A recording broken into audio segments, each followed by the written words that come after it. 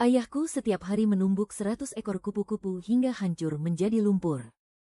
Ia memaksa ibuku untuk mengoleskannya ke wajah. Ini adalah metode kuno melapisi wajah. Asalkan dioleskan selama 7 kali 7, 49 hari, maka akan bisa menarik perhatian sang kaisar. Benar saja. Tubuh ibuku perlahan-lahan mengeluarkan aroma yang aneh. Kemudian, puluhan ribu rubah menerobos masuk ke dalam rumah. Dalam sekejap, mereka memenuhi seluruh tubuhnya. Sejak saat itu, kemanapun ibuku pergi, di sekelilingnya selalu dipenuhi oleh kupu-kupu. Ibuku hanya bisa pasrah menanti keajaiban. Pemandangan itu dengan cepat menarik perhatian banyak orang penting. Ayahku, demi mendapatkan kenaikan jabatan, tega menyerahkan ibuku kepada seorang pejabat tinggi. Aku tidak akan pergi. Kalau kau tidak pergi, aku akan membunuh ayahmu. Ibuku tidak punya pilihan lain. Ia terpaksa menyetujuinya. Hanya dalam satu malam, ibuku disiksa oleh pejabat tinggi itu hingga sekujur tubuhnya penuh dengan luka, lalu dipulangkan kembali. Belum genap 3 hari, surat perintah pengangkatan ayahku pun turun. Ayahku sangat gembira karenanya. Sementara itu, kakek dari pihak ibu tidak sengaja mengetahui hal ini. Karena sangat marah, penyakitnya pun bertambah parah. Beberapa hari kemudian, beliau pun menghembuskan napas terakhirnya. Ibuku menderita 2 pukulan telak secara berturut-turut. Akhirnya, ia pun jatuh sakit. Ayahku takut jika menunda-nunda akan timbul masalah lain. Ia menguburkan kakek dengan tergesa-gesa. Lalu, tanpa memedulikan kondisi ibuku, dia bersikeras untuk segera meninggalkan ibu kota untuk menjabat. Perjalanan meninggalkan ibu kota sangatlah bergelombang. Penyakit ibuku menjadi semakin parah. Tetapi ayahku sama sekali tidak peduli akan hidup dan matinya. Dia tidak ada niat sedikitpun untuk berhenti dan beristirahat. Ibuku hanya bisa menggertakkan gigi dan bertahan.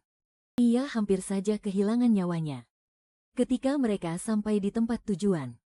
Sudah 2 bulan berlalu. Ibuku baru teringat bahwa ia sudah tidak datang bulan selama 2 bulan. Hatinya merasa takut. Ia tidak berani mencari tabib. Tetapi, kebenaran pada akhirnya tak bisa ditutupi. Ayahku akhirnya mengetahuinya. Dia memanggil tabib untuk memeriksa denyut nadinya. Ternyata, ibuku sedang hamil.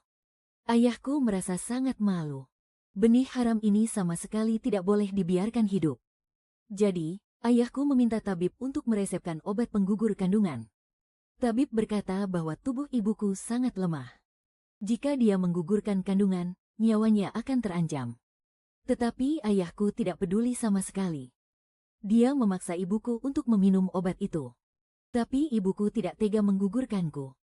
Dia bersikeras tidak akan meminum obat penggugur itu.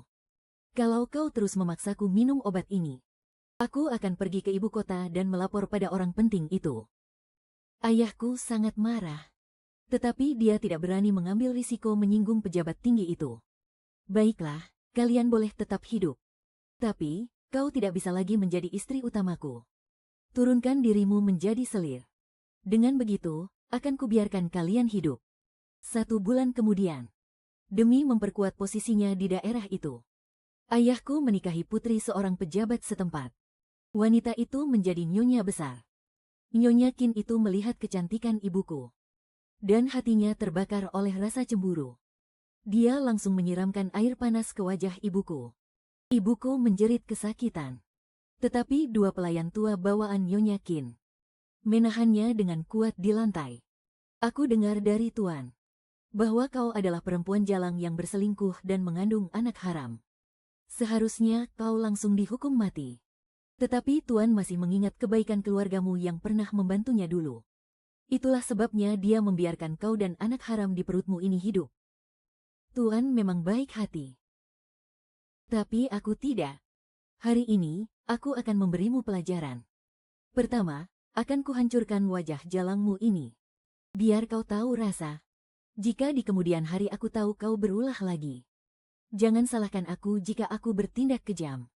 Selesai bicara, dia pergi bersama para pelayannya. Hari itu juga, ibuku ingin mencari tabib untuk mengobati luka bakar di wajahnya. Tapi dihentikan oleh nenek pengasuh itu. Dia tidak diizinkan untuk memanggil tabib. dan juga tidak boleh memberinya obat. Wajah ibuku akhirnya menjadi rusak. Di kamar tidurnya, ibuku disiksa secara fisik.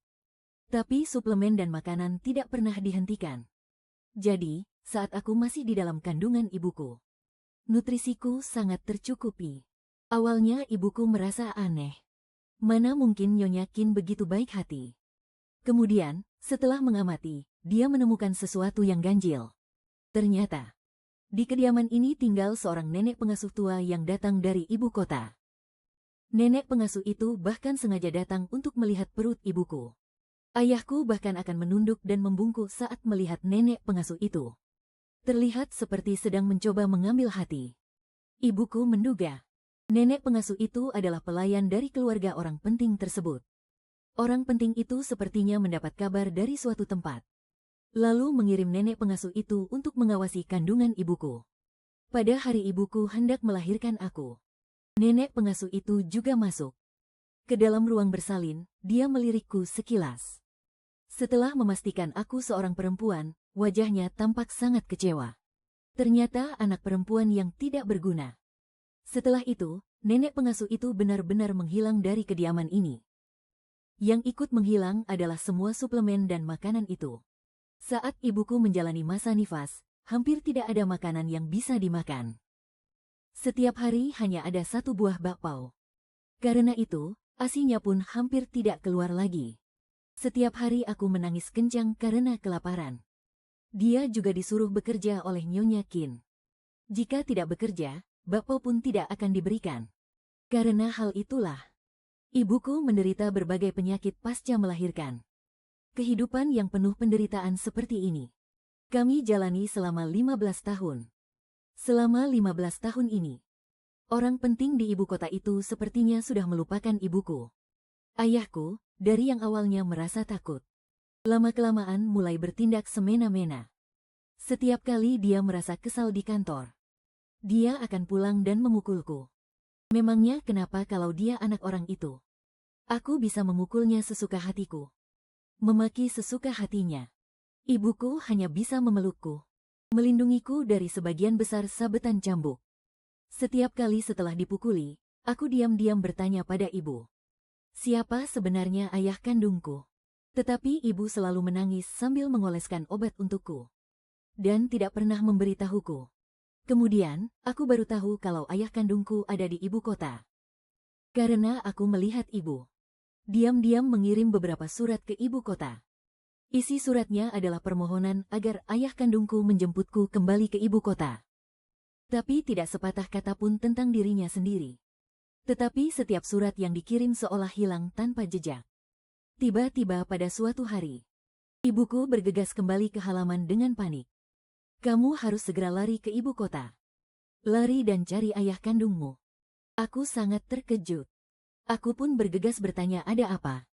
Air mata ibu berlinang deras. Dia bilang, dia tidak sengaja mendengar ayah dan selingkuhannya berdiskusi. Mereka akan menikahkanku dengan putra ketiga Hakim Song. Aku merasa dunia seakan berputar. Hakim Song adalah atasan ayahku. Seharusnya, keluarganya tidak akan mau berbesan dengan orang sepertiku. Tetapi putra ketiga mereka sudah meninggal beberapa tahun yang lalu. Nyonya Hakim merasa kasihan pada putranya yang meninggal sebelum menikah. Jadi, dia selalu ingin mencarikan seorang gadis untuk dinikahkan secara arwah. Nyonya Hakim seleranya tinggi. Dia tidak ingin mengecewakan putranya. Jadi dia ingin mencari putri dari istri sah keluarga pejabat. Keluarga baik-baik pada umumnya, sekalipun ingin mengambil hati Hakim Song, tidak akan mau menikahkan putri mereka dalam keadaan seperti itu. Apalagi dari keluarga pejabat. Kemudian kudengar dia menurunkan standarnya. Putri dari selir pun boleh. Tapi tetap saja ditolak mentah-mentah. Tak disangka, ayahku malah bersemangat untuk menyetujuinya. Dia benar-benar demi menyenangkan atasannya sanggup melakukan perbuatan tidak bermoral apapun. Tengah malam, aku dan ibu selesai mengemasi barang-barang kami. Kami bersiap untuk kabur bersama melalui lubang anjing di halaman belakang. Tak kusangka di luar halaman ternyata ada orang yang berjaga. Aku dan ibu baru saja lari keluar dan langsung ketahuan. Nyonya Qin sendiri yang memimpin orang untuk menangkap kami. Kemudian, kami dikurung di gudang kayu. Sebelum pergi, Nyonya Qin menatap kami dengan dingin. Dia berkata, kalian menolak cara baik-baik. Maka rasakan hukumannya. Aku pasti akan membuat kalian hidup segan. Mati pun tak mau. Melihat tatapan dingin Nyonya Qin itu, aku bertekad dalam hati. Bahkan jika harus mati, aku akan membuat dia dan ayah tidak akan hidup tenang. Ibuku memelukku dan berkata, jangan takut. Jika ayahmu benar-benar mau menikahimu dengan orang itu, ibu akan mempertaruhkan segalanya. Dan sama sekali tidak akan membiarkanmu menaiki tandu pernikahan itu. Aku terkejut. Aku segera menolaknya, ibu. Jangan lakukan hal bodoh. Aku tahu apa yang direncanakan oleh ibuku.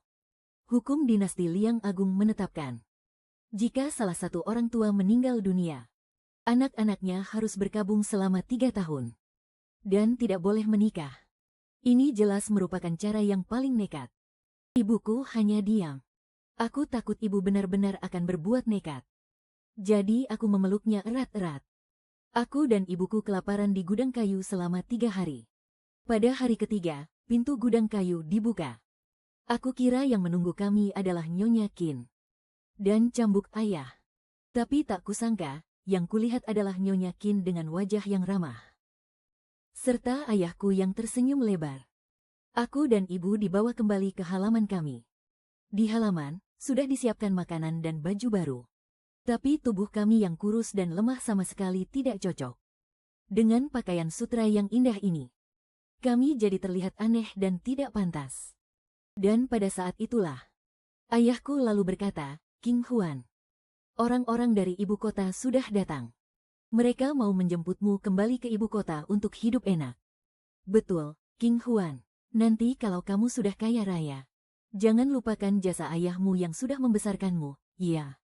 Mendengar mereka berkata begitu, aku dan ibuku pun mengerti apa yang terjadi. Hanya saja kami sama sekali tidak tahu mengapa selama belasan tahun ini tidak ada kabar sama sekali. Tetapi sekarang tiba-tiba datang. Ketika aku dan ibuku dibawa ke hadapan orang yang datang dari ibu kota, ibuku berbisik di telingaku bahwa itu adalah Bibi Cui dari masa lalu. Aku langsung mengerti. Dialah orang yang setelah melihat ibuku melahirkan seorang anak perempuan, langsung pergi begitu saja. Ibuku menarikku, lalu memberi hormat pada Bibi Cui itu. Bibi Cui sedikit mengangkat matanya dan melirikku sekilas.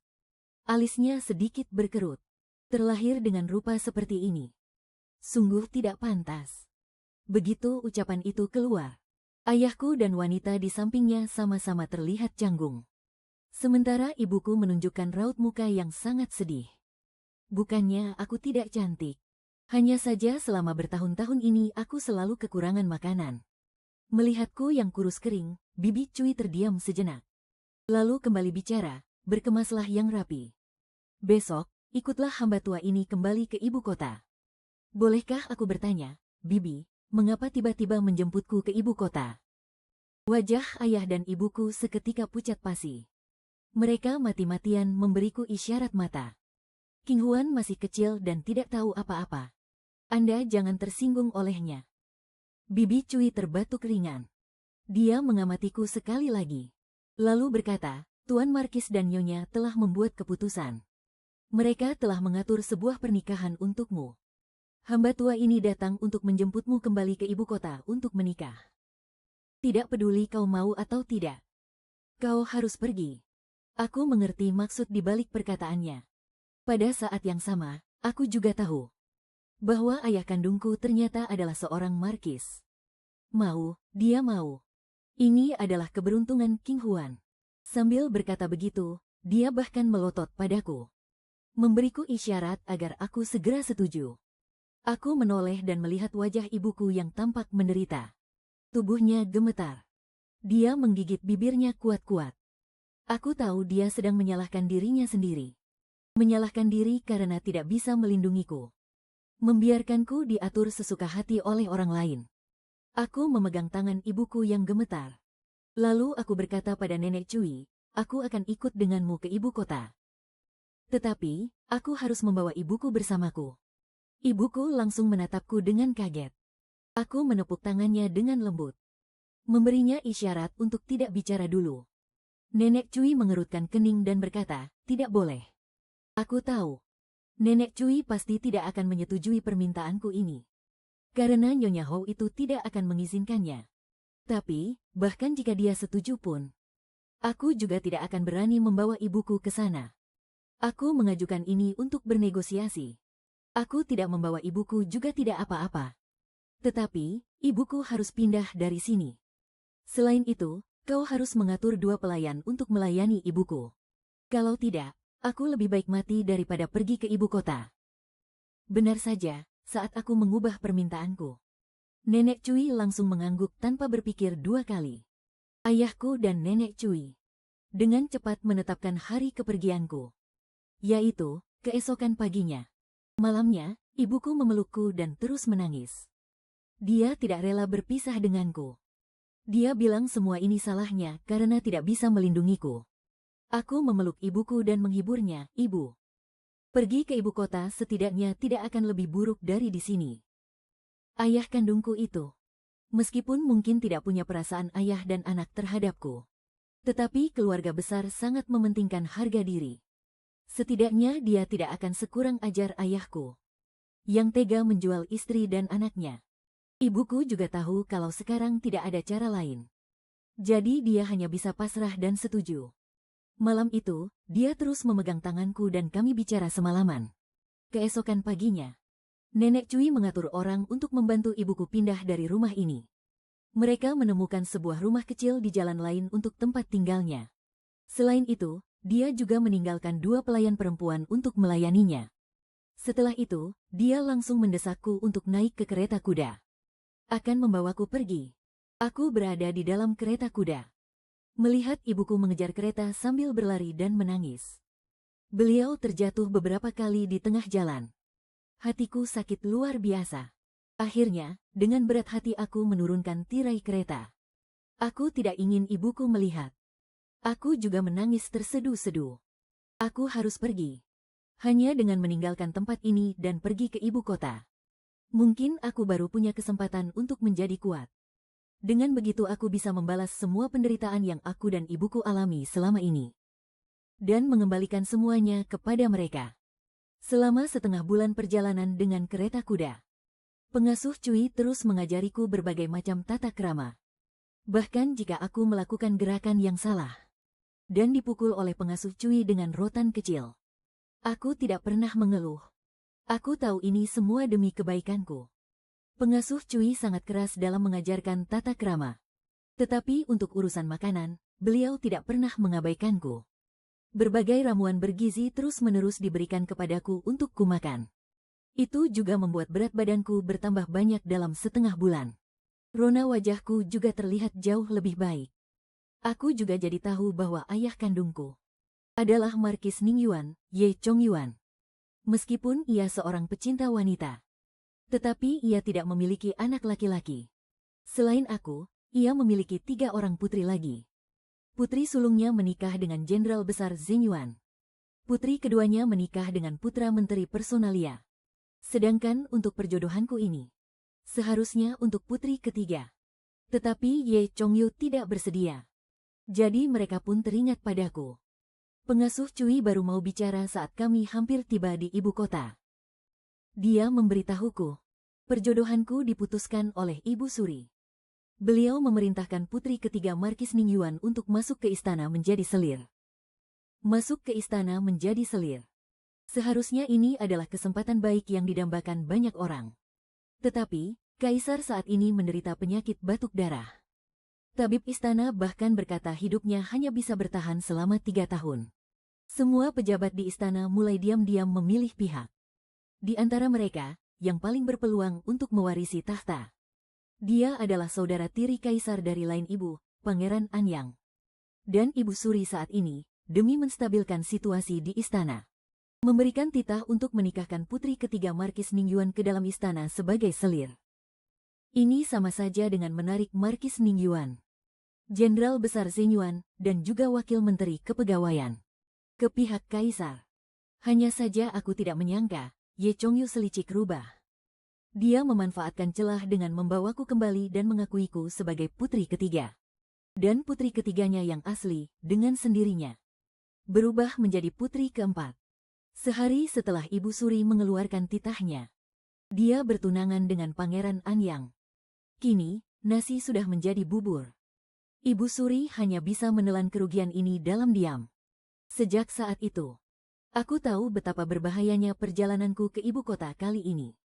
Aku terjebak di tengah perebutan kekuasaan beberapa pihak. Mereka semua adalah kekuatan raksasa. Hanya dengan satu gerakan kecil, jari mereka bisa menghancurkanku sampai mati. Aku jadi semakin penasaran. Kenapa Markis Ningyuan berani menantang Ibu Suri dan Kaisar? Apa dia tidak takut mati? Aku sudah berada di kediaman Markis selama 3 hari. Selain Nenek Cui dan beberapa pelayan di halaman, aku sama sekali tidak bertemu dengan orang lain. Termasuk ayah kandungku itu. Tentu saja, aku bisa menebak alasan dia tidak menemuiku. Markis Ningyuan lebih memilih menikahkan putrinya dengan Pangeran Anyang daripada dengan Kaisar. Jelas sekali, dia sudah mulai mendukung Pangeran Anyang. Kalau begitu, baginya aku hanyalah sebuah bidak yang dikorbankan. Pernikahan akbar akan dilangsungkan setengah bulan lagi. Formalitas seperti pakaian tetap dipersiapkan. Hantaran pernikahan yang cukup banyak juga disiapkan. Tandu dari istana yang akan menjemputku sudah menunggu di depan gerbang. Aku mengenakan gaun pengantin. Dengan bantuan para pelayan, aku berjalan keluar dari gerbang utama. Dari awal hingga akhir, aku tetap tidak melihat Markis Ningyuan. Aku menoleh untuk melihat pemimpin rombongan penjemput. Aku ingin Nenek Cui ikut denganku sebagai pengiring. Kepala pelayan yang mendengarnya langsung berlari masuk. Sesaat kemudian, dia keluar bersama Nenek Cui. Nona muda ketiga, hati-hati jalannya licin. Hamba tua ini akan menemanimu menikah. Dengan dipapah Mama Cui, aku masuk ke dalam barisan tandu. Dan kami pun mulai berjalan menuju istana. Aku dianugerahi gelar Selir Jing oleh Kaisar. Dan menempati paviliun Fufeng. Hingga saat ini, Kaisar belum juga datang. Hanya ada seorang kasim muda yang datang untuk menyampaikan pesan. Yang mulia Kaisar sibuk dengan urusan negara. Beliau sudah beristirahat di ruang belajar kekaisaran. Di malam pertama pernikahan, Kaisar bahkan tidak mengizinkanku untuk melayaninya. Ini benar-benar sebuah lelucon, bukan? Mama Cui maju untuk membantuku melepaskan hiasan rambutku. Sambil melepaskannya, dia berkata, "Yang mulia tidak perlu terlalu banyak berpikir. Yang mulia Kaisar bersikap seperti ini bukan karena Anda adalah pengantin pengganti. Semua selir yang masuk istana sebelumnya juga diperlakukan seperti ini. Kudengar, ini karena Yang mulia Kaisar dan Yang mulia Ibu Suri sedang berselisih." Aku bertanya dengan penasaran, berselisih tentang apa? Mama Cui terdiam cukup lama sebelum akhirnya angkat bicara. Menurut rumor, kesehatan Yang mulia Kaisar tidak baik. Sulit untuk memiliki keturunan. Ditambah lagi, para tabib istana mengatakan bahwa hidup Kaisar tidak akan lama lagi. Karena itu, Ibu Suri khawatir Pangeran An yang akan naik tahta. Maka dari itu, beliau memilih berbagai wanita cantik untuk masuk ke istana demi Kaisar. Hanya demi melahirkan pangeran yang bisa mewarisi tahta. Sayangnya, setelah para wanita cantik ini masuk istana, Yang mulia Kaisar tidak pernah menyentuh mereka satupun. Jadi, ada rumor yang mengatakan bahwa tubuh Kaisar sangat lemah. Bahkan sudah tidak bisa. Sampai di sini, Mama Cui berhenti bicara. Ia tidak berani melanjutkan perkataannya. Saat itu, aku pun mengerti. Di sisi Kaisar, mungkin beliau merasa Ibu Suri menganggapnya sebagai alat untuk melanjutkan garis keturunan. Itulah sebabnya beliau tidak menyentuh satupun wanita yang dipilihkan oleh Ibu Suri. Mengenai apakah Kaisar benar-benar sudah tidak bisa menjalankan kewajibannya sebagai pria, itu bukanlah hal yang harus kupikirkan sekarang. Sebagai selir yang baru masuk istana, keesokan harinya, aku harus pergi memberi hormat kepada Ibu Suri. Aku pergi ke istana Shou Kang bersama Mama Cui. Seorang dayang senior berjalan keluar. Tanpa melirikku sedikit pun. Ia langsung berkata, "Yang mulia Ibu Suri belum bangun. Selir Jing, silakan berlutut dan tunggu di depan pintu." Aku tidak banyak bicara. Saya langsung berlutut. Bibi istana itu melihat saya tahu diri. Dia tidak mengatakan apa-apa lagi. Berdebat di depan gerbang istana Soukang hanya akan membuat nasibku lebih sengsara. Lagi pula, jelas sekali Ibu Suri menyimpan dendam padaku. Berdebat pun tidak ada gunanya. Tentu saja, dendam ini mungkin karena Markis Ningyuan. Bisa juga karena kejadian tadi malam. Kaisar tidak terselamatkan di pavilion Fufeng milikku. Tapi apapun alasannya, aku harus menanggungnya. Entah sudah berapa lama aku berlutut. Aku merasa lututku sudah mati rasa. Gerbang istana Soukang akhirnya terbuka. Selir Jing, silakan masuk. Aku sangat penasaran. Aku segera berterima kasih. Dengan bantuan Bibi Cui, aku bangkit dan mengikuti bibi istana itu masuk ke dalam. Ibu Suri duduk tegak di atas dipan empuk. Aku memperhatikan bagian bawah mata Ibu Suri. Memang ada sedikit lingkaran hitam kebiruan. Sepertinya beliau memang kurang istirahat. Kaisar menderita penyakit batuk darah. Ibu Suri begadang semalaman membaca surat wasiat. Jelas sekali, ini semua demi Kaisar. Ibu Suri menatapku sekilas. Alisnya berkerut. Wajahnya biasa saja. Terlalu kurus dan lemah pula. Pantas saja Kaisar tidak mendatangimu. Benar-benar tidak berguna. Nasihat yang mulia Ibu Suri benar adanya. Soal Markis Ningyuan yang telah membodohi Beta. Beta untuk sementara tidak akan melimpahkan amarah Beta padamu. Tapi Beta tidak peduli apapun statusmu sebelumnya. Kau masuk ke istana hanya dengan satu tugas. Yaitu melayani Kaisar dengan baik. Memberikan keturunan bagi keluarga kekaisaran. Kau hanya punya waktu 1 bulan. Urus dirimu baik-baik. Dalam hati aku bertanya-tanya, mengapa hanya 1 bulan? Tapi aku tidak berani bertanya lebih lanjut. Setelah memberi hormat dengan sopan, aku pun undur diri dari istana Soukang. Setelah keluar dari istana Soukang, pengasuh Cui pun berkata, "Permaisuri, tampaknya Anda harus segera melayani Kaisar. Hamba tua ini sudah mencari tahu sebelumnya. Para wanita cantik yang dipilih oleh Ibu Suri untuk masuk ke istana selama ini. Kecuali yang diatur untuk pergi oleh Kaisar. Sisanya, setelah 1 bulan tidak melayani Kaisar, Ibu Suri akan menganggap mereka tidak berguna. Dan secara pribadi menitahkan agar mereka diusir dari istana. Saat itu, barulah aku mengerti mengapa. Ibu Suri berkata aku hanya punya waktu 1 bulan. Tetapi, jika memang begitu, maka aku harus mencari cara. Saat aku tiba di depan pintu ruang belajar Kaisar sambil membawa kotak makanan, aku melihat para kasim muda dan dayang-dayang berjaga di depan pintu. Gemetar ketakutan.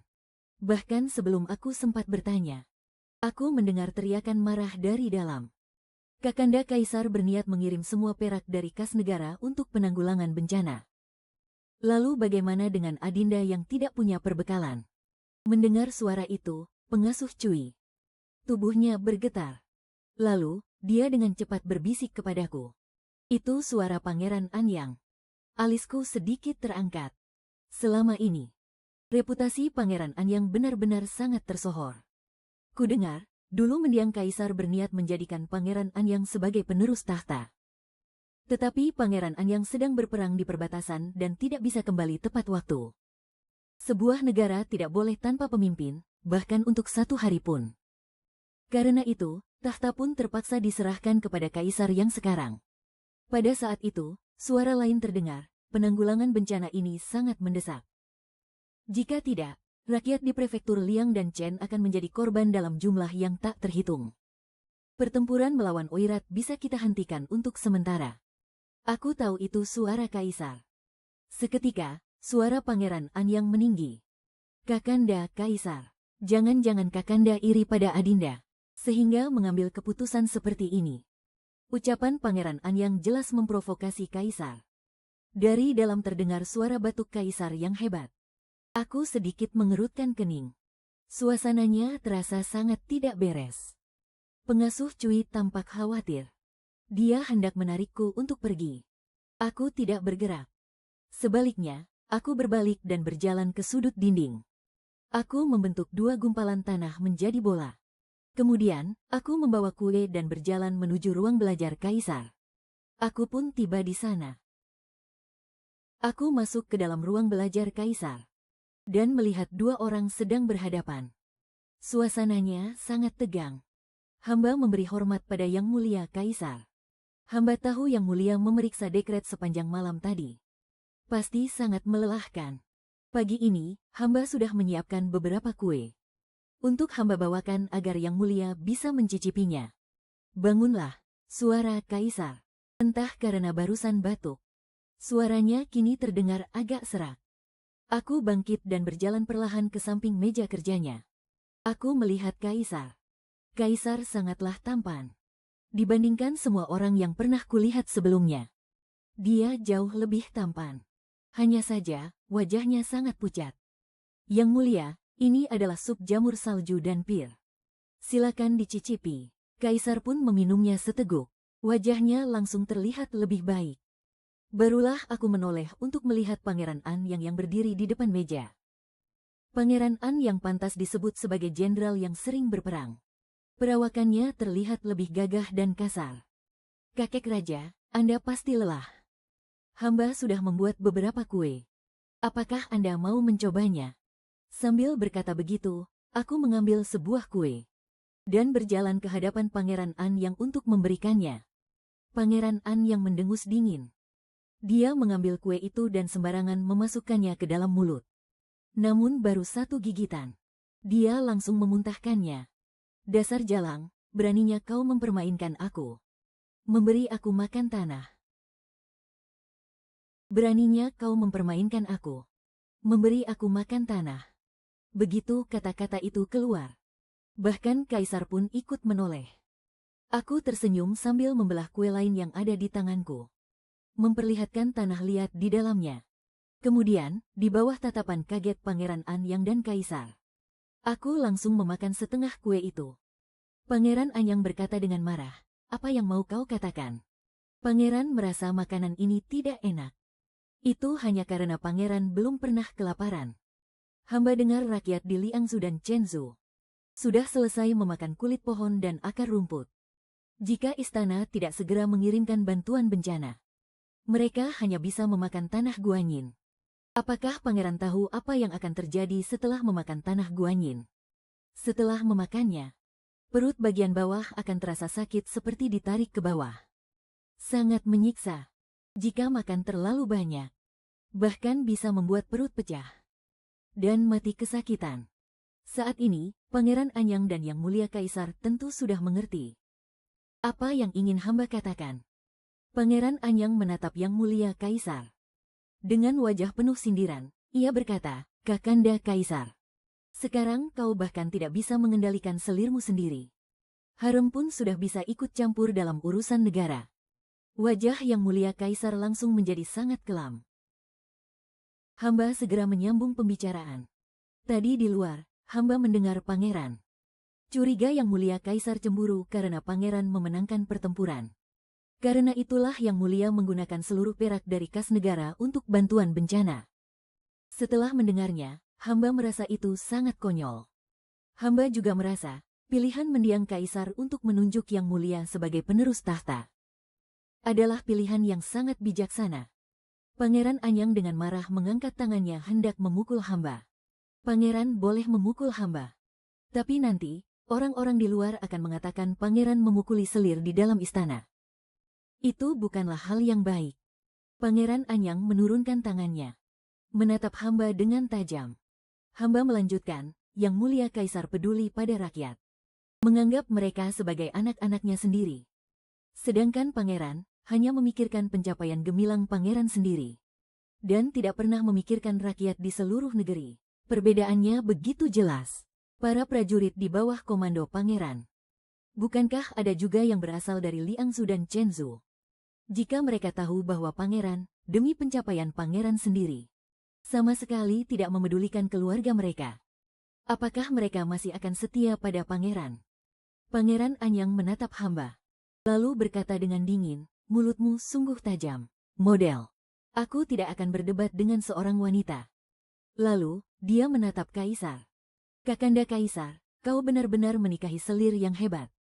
Adinda mohon pamit. Setelah berkata demikian, dia mengibaskan lengan bajunya dan pergi.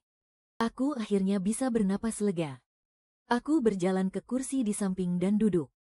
Bukankah tadi bicaramu sangat tajam? Kenapa sekarang jadi takut? Tadi hamba memang sangat takut. Sebenarnya, tadi hati hamba juga tidak tenang. Tapi hamba tahu, setidaknya hamba tidak akan mati. Itu saja sudah cukup. Maka, pengorbanan ini tidaklah sia-sia. Lalu kenapa kau masih mengatakan hal-hal itu? Karena dia menindasmu. Hamba tak tahan melihatnya. Raut wajah Kaisar jelas menunjukkan keterkejutan. Lalu dia tertawa kecil. Siapa yang berani menindas beta? Kaisar langsung mengambil kue yang bercampur pasir dan tanah itu lalu memasukkannya ke dalam mulut. Baru satu suapan. Alisnya langsung berkerut. Dia benar-benar tidak mengerti. Bagaimana gadis di hadapannya ini bisa memakan tanah kering ini barusan? Apa kau benar-benar pernah makan tanah? Tidak, hamba hanya menipu Pangeran Anping. Kaisar tidak tahu harus tertawa atau menangis. Tetapi, hamba melanjutkan cerita. Waktu kecil, kami tidak punya apa-apa untuk dimakan. Saat lapar sudah tak tertahankan. Kami akan memakan kulit pohon. Kulit pohon elem sebenarnya cukup enak.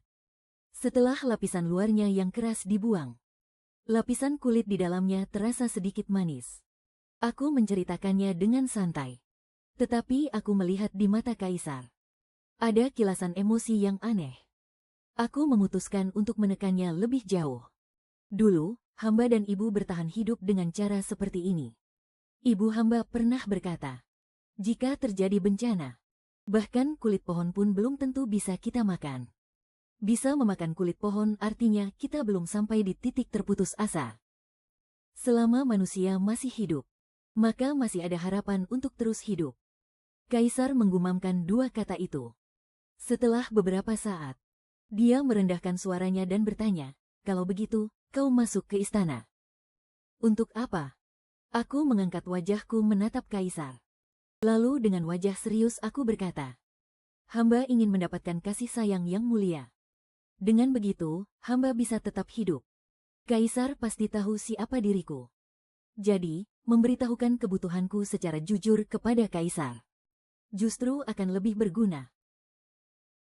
Jika engkau ingin hidup dengan baik, aku bisa mengaturnya. Sama seperti selir-selir sebelumnya. Aku akan mengirimmu keluar dari istana, agar engkau bisa hidup bersama ibumu. Aku memegang tangan Kaisar. Dia tampak tersentak. Tapi dia tidak melepaskan tanganku. Yang mulia, para selir sebelumnya semuanya memiliki keluarga.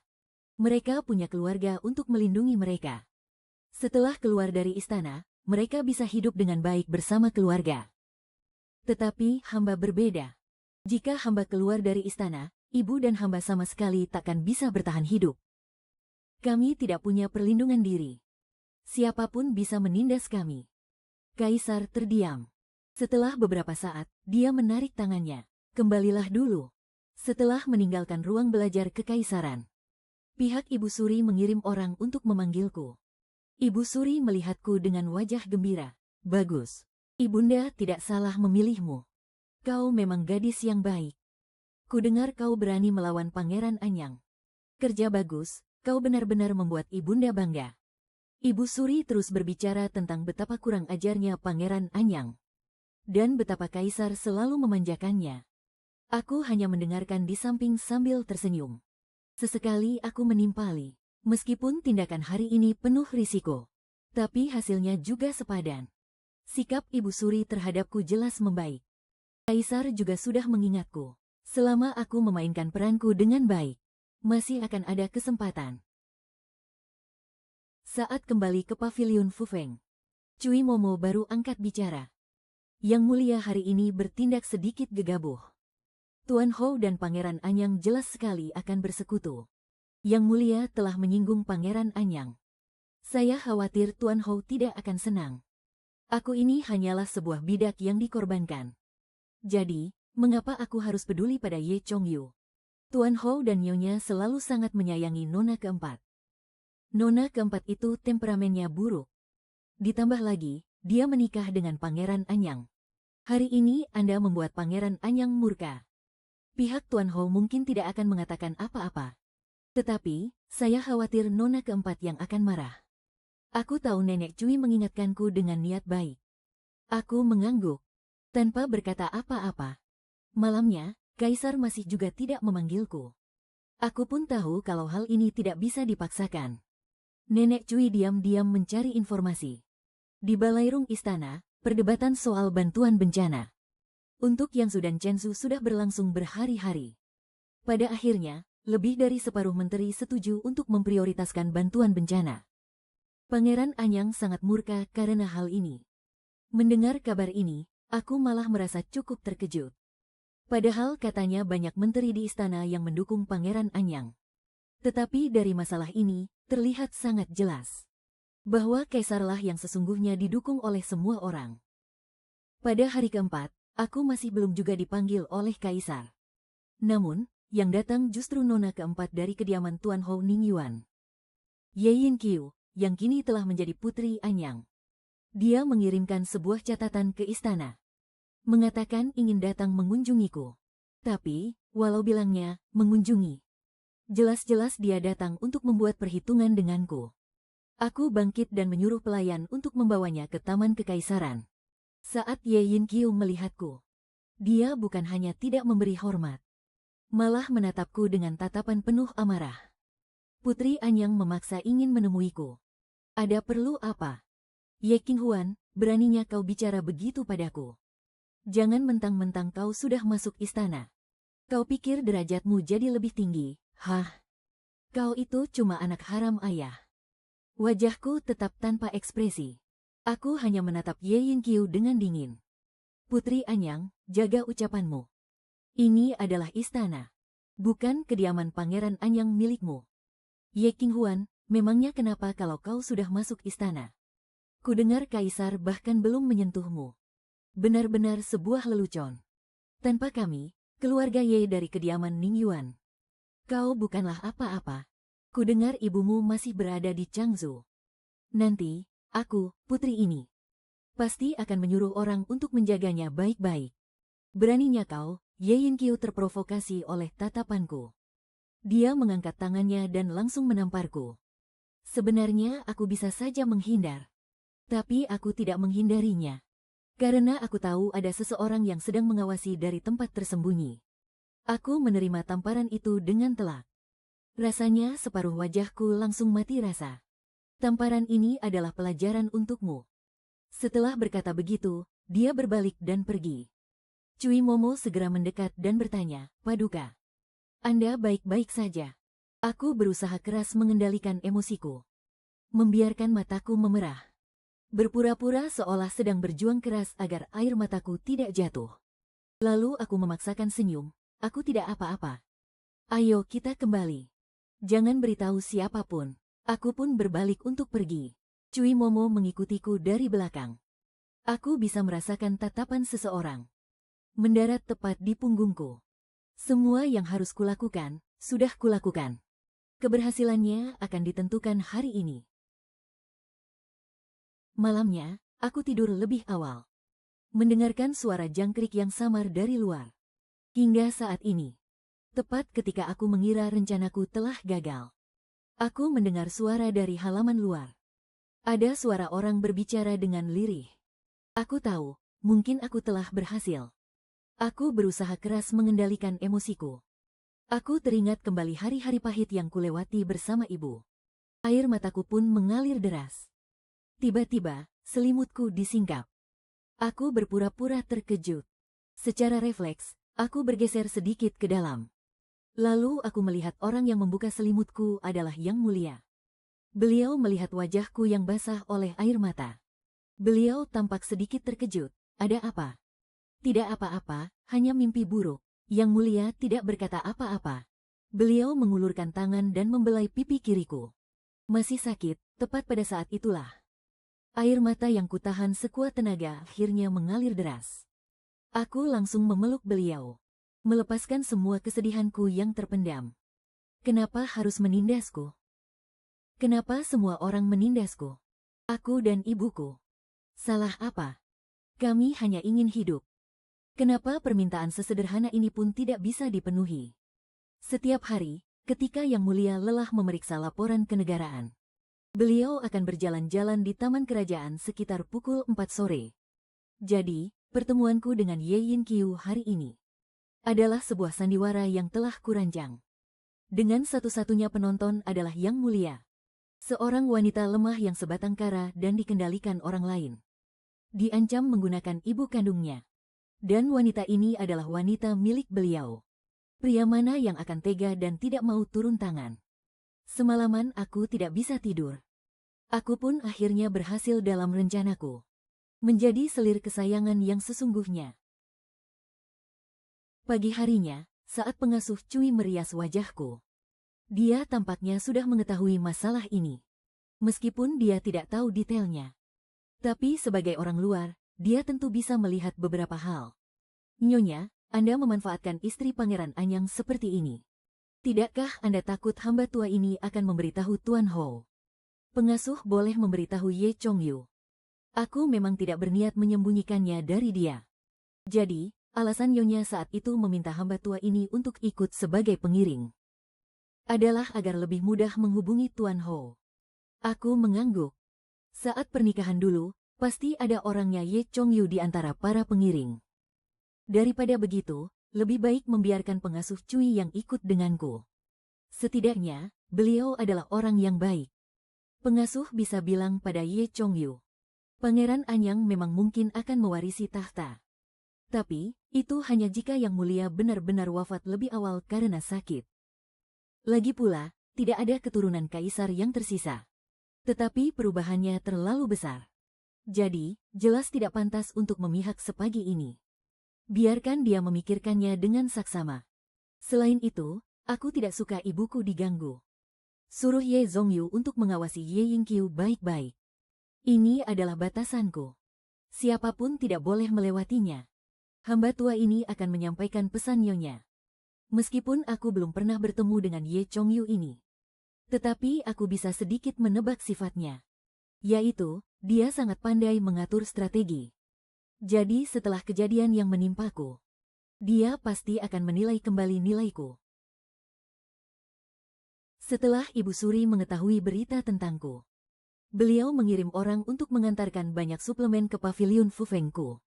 Beliau juga menyuruh seorang bibi untuk memberitahuku bagaimana cara melakukannya setelah ini agar lebih berpeluang untuk hamil. Banyak cara-cara rahasia yang belum pernah kudengar sebelumnya. Meskipun aku ini tidak tahu malu, aku tetap saja sedikit tersipu malu. Ibu Suri tersenyum sambil memegang tanganku. Pilihanku memang tidak salah. Aku tersenyum dan mulai memujinya. Sepertinya beliau sudah lupa hari saat aku pertama kali masuk istana. Saat itu, beliau berkata dengan tatapan jijik bahwa aku tidak berguna. Malamnya, Kaisar datang lebih awal. Melihat ada banyak barang baru di kamarku. Alisnya sedikit berkerut. Ini kiriman dari Ibunda Suri. Aku mengangguk, terlihat jelas bahwa Kaisar tidak menyukai Ibu Suri. Dia memintaku untuk mengembalikan semua barang itu besok. Aku mengulurkan tangan dan memegang tangan Kaisar, Yang Mulia. Bolehkah hamba meminta seseorang untuk mencarikan 2 batang pohon elem untuk ditanam di halaman? Pohon yang hamba sebutkan waktu itu. Jenis pohon yang kulitnya bisa dimakan. Kau sangat suka pohon elem. Hamba sangat menyukainya. Ibu hamba berkata, pohon elem itu adalah harta karun. Itu adalah harapan. Apakah rakyat benar-benar akan, karena tidak punya apa-apa untuk dimakan, sampai harus makan kulit pohon? Apakah beta, sebagai kaisar, sangat tidak becus? Rakyat sebenarnya tidak banyak maunya. Mereka hanya ingin bisa makan sampai kenyang. Meskipun Baginda baru naik tahta selama 3 tahun. Tetapi menurut pandangan hamba, Baginda adalah seorang kaisar yang baik. Jangan menyanjung. Setelah naik tahta, Baginda benar-benar memikirkan nasib rakyat. Tidak melakukan peperangan yang sia-sia. Sebaliknya, Baginda menerapkan hidup hemat dan menganjurkan kesederhanaan. Sehingga rakyat bisa hidup tenang dan memulihkan diri. Sekarang, kehidupan rakyat jauh lebih baik daripada tahun-tahun sebelumnya. Rakyat membutuhkan Baginda. Rakyat membutuhkan beta. Benar, rakyat sangat membutuhkan Baginda. Hamba juga membutuhkan Baginda. Baginda sedang berada di usia jayanya. Tetapi beliau menderita penyakit batuk darah. Terutama setelah tabib istana berkata bahwa hidupnya tidak akan lebih dari 3 tahun. Yang Baginda lihat adalah semua orang sedang menunggunya mati.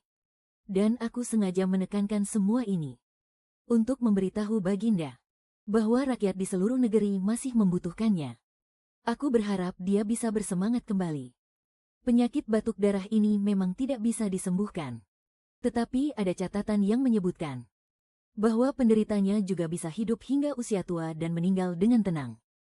Baginda menatapku dengan wajah serius. King Huan, ayo kita memiliki seorang pangeran. Sebulan setelahnya, Baginda hampir setiap beberapa hari datang ke pavilion Fufengku untuk beristirahat. Hal ini membuat para penghuni harem dan beberapa orang yang berkepentingan di pemerintahan mulai memperhatikan. Yang pertama kali bertindak adalah Ibu Suri. Beliau tidak menghalangi Baginda datang ke pavilion Fufengku. Tetapi beliau mengatur para wanita cantik lain di istana untuk mengantarkan sup ke ruang belajar kekaisaran. Tujuannya sudah sangat jelas. Namun, para wanita cantik ini semuanya diperintahkan oleh Baginda untuk kembali ke pavilion mereka masing-masing. Setelah itu, Baginda secara pribadi pergi ke istana Soukang milik Ibu Suri.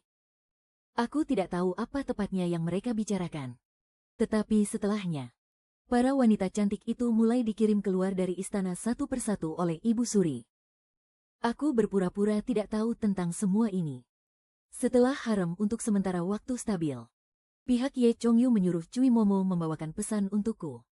Dia bilang ingin menemuiku, aku jadi agak penasaran. Waktu itu aku berada di kediaman Markis. Dia bahkan menghindariku karena takut Pangeran Anyang salah paham. Sekarang dia malah berani datang menemuiku. 3 hari kemudian, Ye Yingqiu kembali mengirimkan surat ke istana. Katanya ingin datang untuk memberiku hormat. Aku tahu, ini pasti Ye Chongyu yang datang.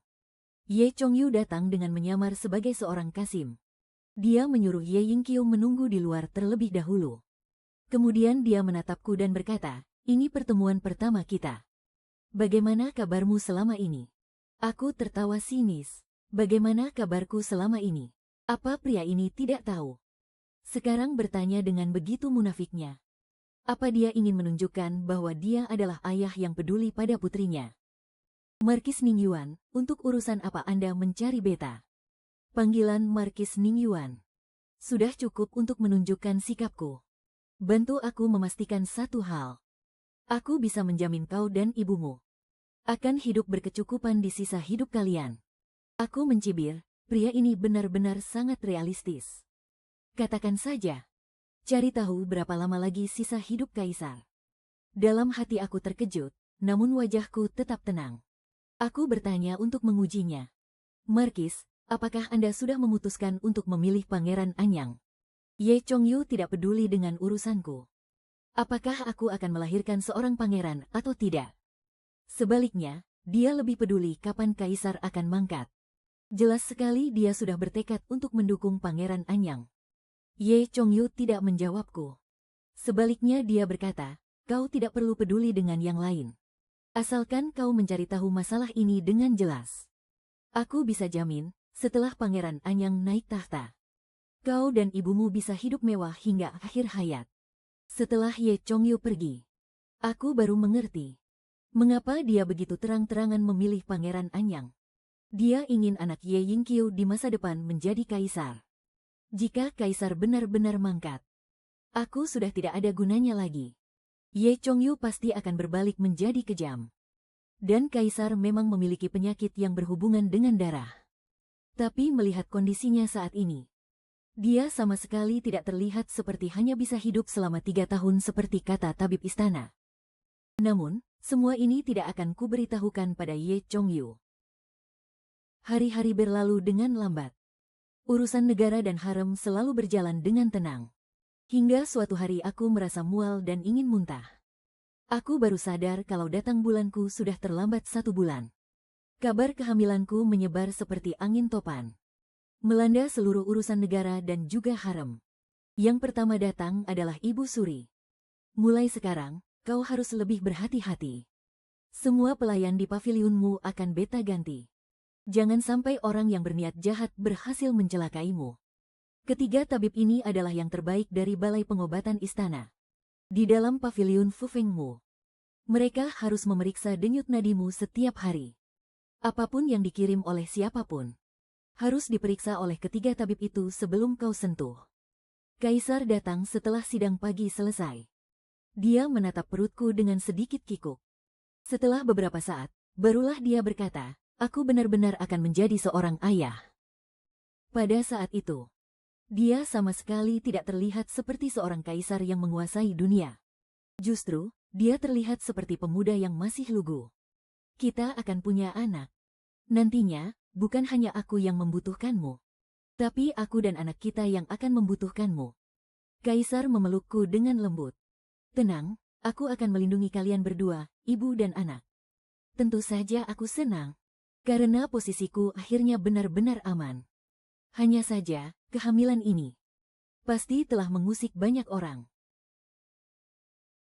3 hari kemudian, Ye Chongyu menyuruh Nenek Cui untuk memberitahuku agar aku mencari cara untuk menyingkirkan anak ini. Karena sekarang pavilion Fufengku dijaga dengan sangat ketat. Sama sekali tidak ada kesempatan untuk bertindak. Terlebih lagi, Pangeran Anyang sedang tidak ada di sini.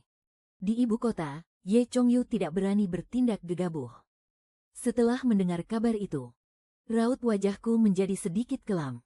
Nenek Cui menghela napas, Nyonya, orang lemah tidak bisa melawan yang kuat. Anak ini akan mendatangkan malapetaka yang mematikan bagimu. Jika Tuan Hou marah, mungkin saja dia akan menyakiti ibumu. Sekarang Pangeran Anyang sudah tahu kau hamil. Dia sedang menyiapkan pasukan besar untuk kembali ke istana. Mungkin kali ini akan terjadi pemberontakan. Aku mengepalkan kedua tanganku. Kuku-kukuku menusuk telapak tanganku. Aku harus mempertahankan bayi ini. Jika aku menggugurkan anak ini, mungkin saja Ye Chongyu justru akan lebih leluasa menyakiti aku dan ibuku. Karena dia ingin membasmi hingga ke akarnya. Jika tidak, dengan kasih sayang kaisar padaku, mungkin aku akan hamil lagi untuk kedua atau ketiga kalinya. Justru dengan mempertahankan anak ini, Ye Chongyu tidak akan berani bertindak. Kalaupun dia benar-benar menangkap ibuku, dia hanya akan mengancam dan mengendalikanku. Aku malah khawatir. Apakah kembalinya Pangeran Anyang ke ibu kota akan membahayakan kaisar? Aku mengabaikan perkataan Ye Chongyu. Aku meminta orang untuk terus mengawasi pergerakan Pangeran Anyang. Jika Pangeran Anyang memasuki istana, segera beritahu aku. Aku menunggu dengan cemas selama sebulan. Suatu sore, seorang kasim kecil datang memberitahuku bahwa Pangeran Anyang telah memasuki istana. Aku tidak berani menunda. Aku segera meminta tandu disiapkan. Aku bergegas menuju ruang belajar kaisar. Aku langsung berpapasan dengan Pangeran Anyang yang berjalan keluar. Jelas dia sudah bertemu dengan kaisar. Pangeran Anyang melihatku. Dia berjalan perlahan ke arahku. Pandangannya jatuh ke perutku. Aku secara refleks melindungi perutku. Rasa mual tiba-tiba muncul. Sejak hamil, indera penciumanku menjadi sangat sensitif. Tubuh Pangeran Anyang berbau alkohol. Meskipun baunya samar, tapi itu membuatku tidak tahan ingin muntah. Pangeran Anyang menunjukkan senyum yang aneh. Lalu dengan datar berkata, "Selamat, Nyonya. Pangeran telah kembali ke ibu kota dengan kemenangan. Hamba juga mengucapkan selamat kepada Pangeran. Hamba masih harus menemui kaisar. Jadi, hamba tidak akan mengganggu Pangeran lagi." Setelah mengatakan itu, aku langsung pergi. Ketika masuk ke ruang belajar kekaisaran, aku melihat kaisar sedang memeriksa laporan kenegaraan. Raut wajahnya terlihat baik. Tampaknya tidak ada pertengkaran yang baru saja terjadi. Barulah aku merasa lega. Tetapi, saat aku baru berjalan ke sisi kaisar, aku mencium aroma alkohol yang samar di tubuhnya. Aroma alkohol ini sama persis dengan yang ada di tubuh Pangeran Anyang barusan. Setelah berbicara sejenak dengan kaisar di ruang belajar kekaisaran, aku kembali ke pavilion Fufeng. Aku terus merasa ada yang tidak beres. Saat itu, Nenek Cui masuk. Tuan Markis mengirim surat lagi. Katanya, Pangeran Anyang sudah kembali ke ibu kota, batas waktunya paling lama sebulan. Jika Yang Mulia tidak menggugurkan anak itu, maka tanggung sendiri akibatnya. Aku menatap Nenek Cui, berpikir sejenak, lalu bertanya, Nenek. Dua orang yang saling tidak suka. Apakah mereka akan minum arak bersama? Tidak akan. Kecuali jika kedua orang itu hanya berpura-pura tidak akur. Kata-kata Nenek Cui membuatku mendapat pencerahan. Semua orang mengatakan bahwa Kaisar dan Pangeran Anyang tidak akur. Tetapi selama bertahun-tahun, meskipun mereka berdua sering bertengkar, tidak pernah terjadi pertarungan yang sengit. Pangeran Anyang bisa menjadi pangeran dengan kedudukan yang tak tergoyahkan. Itu berarti dia pasti sangat cerdas. Jika dia benar-benar ingin menjadi kaisar, demi reputasinya, dia tidak akan menggunakan perak untuk bantuan bencana demi berperang. Jadi, kedua orang ini selama ini hanya bersandiwara. Hanya saja, apa tujuan dari sandiwara mereka? Selama 2 bulan berikutnya, Pangeran Anyang di balai sidang istana karena beberapa masalah kecil. Beberapa kali bertengkar dengan kaisar. Suatu kali, pertengkaran mereka sangat parah. Kaisar begitu marah hingga muntah darah di depan para pejabat. Ketika aku mendengar kabar ini, aku terkejut. Aku bahkan mengira tebakanku salah. Aku ingin menemui Kaisar. Tapi, perutku sudah membesar. Kaisar dan Ibu Suri tidak mengizinkanku keluar dari paviliun. Aku hanya bisa cemas tanpa daya. Saat Kaisar datang lewat tengah malam, aku belum tidur. Yang Mulia, bagaimana keadaanmu? Melihat Kaisar, kecemasan di hatiku akhirnya sedikit mereda. Tidak apa-apa, Beta hanya khawatir kau cemas. Jadi, Beta datang untuk menemuimu sebentar. Saat itulah aku baru tahu bahwa ini mungkin sebuah sandiwara. Kaisar mengelus perutku, menenangkanku agar tidak khawatir. Beta pernah bilang akan melindungi kalian, ibu dan anak. Bersabarlah sedikit lagi, sebentar lagi semuanya akan kembali cerah. Mendengar ucapan Kaisar, sepertinya beliau akan segera menyelesaikan rencananya. Sebulan berikutnya, di mana-mana tersebar desas-desus bahwa Kaisar sakit parah. Beberapa orang mulai muncul dan menyuarakan untuk mengangkat Pangeran Anyang menjadi pewaris tahta kekaisaran. Begitu usulan ini keluar, banyak menteri yang mulai mendukungnya. Dan para menteri ini dipimpin oleh Markis Ningyuan, Ye Chongyu. Namun, masih banyak menteri yang mengatakan bahwa di istana dalam, ada selir Jing yang sedang mengandung keturunan kaisar. Bahkan jika ingin mengangkat putra mahkota, harus menunggu selir Jing melahirkan. Untuk melihat apakah yang lahir adalah seorang pangeran. Namun, Ye Chongyu membungkam para menteri ini dengan alasan kaisar sakit parah. Dan fondasi negara sedang tidak stabil. Aula depan istana menjadi sangat kacau. Istana dalam juga tidak tenang. Meskipun aku selalu berada di paviliun Fufeng. Tetapi Ibu Suri datang berkunjung setiap beberapa hari. Setiap kali datang, beliau selalu memaki Pangeran Anyang dan Ye Chongyu. Setiap kali mendengarnya, kepalaku sampai sakit. Akhirnya, aku pun pura-pura sakit. Ibu Suri khawatir dengan anak dalam kandunganku. Barulah beliau tidak datang lagi. Hari itu, paviliun Fufengku kedatangan tamu tak diundang. Dia adalah Pangeran Anyang. Pangeran Anyang datang bersama Ye Yingqiu. Mereka berdua bahkan menyiapkan 2 peti hadiah. Para Kasim dan Dayang yang menjaga paviliun tidak berani menghalangi Pangeran Anyang, dan hanya bisa membiarkan mereka masuk. Aku pun tidak enak jika tidak menemuinya. Terpaksa keluar dengan perut yang sudah membesar. Ye Yingqiu menatap perutku. Matanya penuh dengan kebencian. Sapu tangan di genggamannya sampai terpelintir. Pangeran Anyang menemui selir Xiao Jing. Selir Xiao Jing, aku menemukan seorang tabib. Dia dikenal sebagai tabib dewa. Katanya, selama seorang wanita hamil 5 atau 6 bulan, dia bisa dengan memeriksa denyut nadi, mengetahui jenis kelamin janin di dalam kandungan, laki-laki atau perempuan. Hari ini aku sengaja membawanya kemari untuk memeriksa denyut nadi Anda, selir. Sambil berbicara, seorang pria tua dengan janggut kambing pun berjalan mendekat. Aku tidak mengerti mengapa Pangeran Anyang melakukan ini. Tapi, dia dan Kaisar selama ini memang sedang bersandiwara. Tindakannya saat ini jelas merupakan bagian dari rencana mereka berdua. Jadi, aku pun terpaksa menyetujuinya. Setelah beberapa saat, tabib itu berdiri, memberiku hormat, dan berkata, "Selamat, Yang Mulia Selir. Janin ini adalah seorang pangeran." Semua pelayan di ruangan itu tersenyum gembira. Namun, wajah Ye Yingqiu tampak muram. Saat itulah, Pangeran Anyang tiba-tiba mendekatiku. Lalu membisikkan sesuatu. "Adinda ipar, 2 peti barang itu. Ada beberapa mainan yang dibuat untuk pangeran. Itu adalah aku, istriku, dan ayah mertuaku, yang secara khusus meminta pengrajin ahli untuk membuatnya." Setelah berkata demikian, Pangeran Anyang berbalik dan pergi. Mendengar kalimat itu, hatiku langsung mencelos. Malam itu juga, aku memberitahukan hal ini kepada Kaisar. Kaisar mengangguk, lalu berkata bahwa besok akan ada pertunjukan yang menarik.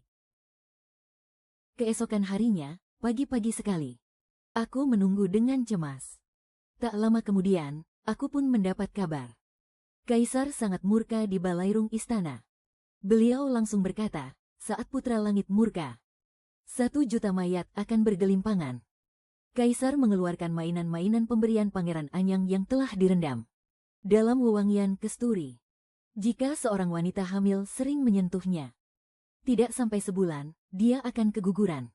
Setelah itu, pengrajin yang membuat mainan ini mengaku di depan umum bahwa kediaman Markis Ningyuan yang memintanya untuk membuat. Kaisar mengeluarkan titah di hadapan Dewan Istana. Tangkap Ye Chongyu dan semua orang yang terkait dengannya. Kerajaan yang juga ikut diturunkan jabatannya. Meskipun dia bukan dalang utamanya, tetapi dia tidak pandai dalam menilai orang. Dia diturunkan jabatan dan diasingkan ke perbatasan selama 20 tahun. Saat sidang pagi usai, aku pergi ke ruang belajar kekaisaran. Baru saja tiba di depan pintu ruang belajar kekaisaran, aku langsung mendengar suara rajaan yang dari dalam. "Kakanda Kaisar terlalu kejam. 20 tahun, selama 20 tahun aku tidak bisa kembali ke ibu kota. Kalau begitu, aku tidak akan bisa melihat keponakan kecilku lahir. Padahal keponakan ini sudah kunantikan selama bertahun-tahun. Kau sudah memiliki penerus. Akhirnya aku tidak perlu lagi mewarisi tahta. Kau itu hanya terlalu malas dan santai. Kalau tidak, Ayahanda Kaisar tidak akan memberikan tahta ini kepadaku. Selama bertahun-tahun ini, sebenarnya aku selalu berharap kau yang mewarisi tahta. Kakanda Kaisar, tolong jangan bebani aku. Menjadi kaisar itu terlalu melelahkan. Mana ada yang senyaman dan sebebas di medan perang. Sudah, jangan cengengesan lagi. Permaisuri Qin itu penakut. Terakhir kali kau tersenyum padanya, kau sampai membuatnya takut, bukan? Nanti aku akan minta maaf pada kakak ipar." Aku yang mendengarkan suara mereka dari dalam, diam-diam mengundurkan diri.